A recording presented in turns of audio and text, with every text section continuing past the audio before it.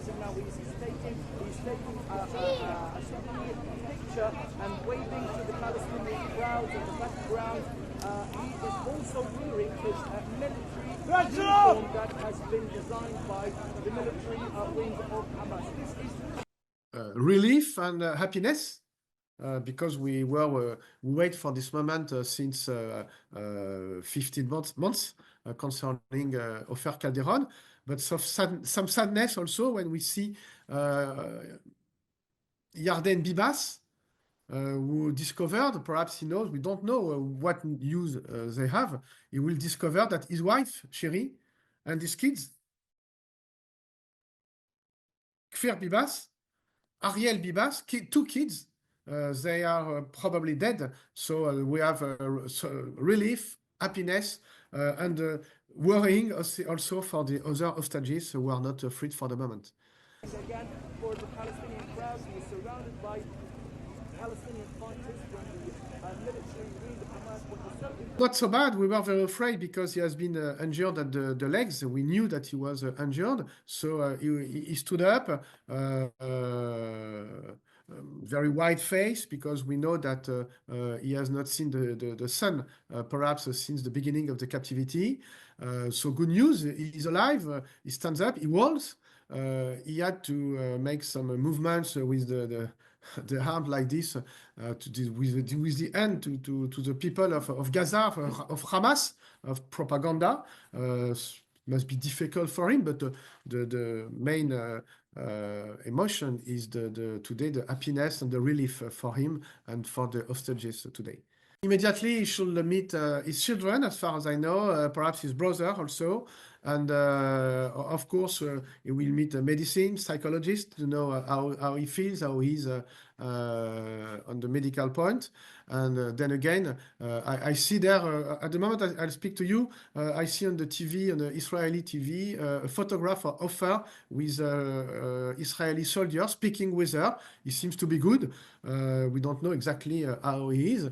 And after, he will go to Israel to find my cousin, Adas, all his family, all his friends, but not his home, because he lived in Kibbutz Nir Oz that has been totally burnt by the killers of Hamas, and I don't know where he will live now. Two kids of Ofer Calderon was kidnapped in Gaza. One boy, Ezer, he was 12. One girl, Sahar, she was 16. Physically, they were about good, not injured. But they have not eaten very much. They have not seen the sun. But psychological, it was very difficult for them because they are very afraid. They saw their father that was injured. They had no news about their mother, and Rotem, a brother, who were in Nir Oz in the 7th of October. So they thought that they were dead. Hamas were very difficult to them. They make believe them that they would be free today, but no, or that all the family was killed, or that Israel was destroyed, or that Israel forgot them. So it was very difficult. And when they come back, they were very, it was difficult to go back to a normal life, especially the boy, Erez, who is very afraid. He is afraid of the night. He's afraid about the doors. When the doors is closed, he thinks that there is a terrorist outside. It is very difficult to them and they discovered the death of their grandmother, the death of their cousin, when they arrived come back in Israel. Nir Oz is burned, but now, of course, they will be better with the return of their father. Avec beaucoup d'émotion et de soulagement, ça a été très très rapide, très tôt. On pouvait craindre que ça mette des heures. On s'inquiétait depuis l'annonce de ne pas avoir encore vraiment la certitude que la libération aurait lieu. Mais là, maintenant, au moment où on se parle, on a eu la confirmation que Ofer Calderon, donc le mari de ma cousine, est en Israël en même temps que Yarden Bibas, pour qui, lui, la libération, même si c'est une bonne nouvelle, est évidemment d'une grande tristesse pour Monsieur Bibas, puisque il rentre sans sa femme, sans ses deux enfants, Kfir et Ariel, 2 ans et 5 ans. qui sont probablement morts, hein. Donc, on ne peut pas partager complètement un moment de joie aujourd'hui. Ce qu'on a vu ce matin sur plusieurs chaînes, hein, on a regardé aussi sur les téléphones et à la télé, puisque tout le monde ne montrait pas les mêmes images. Il était debout, donc sa blessure à la jambe bon, semble ne va pas arrêter aussi grave qu'on le craignait, surtout qu'on craignait l'absence de soins.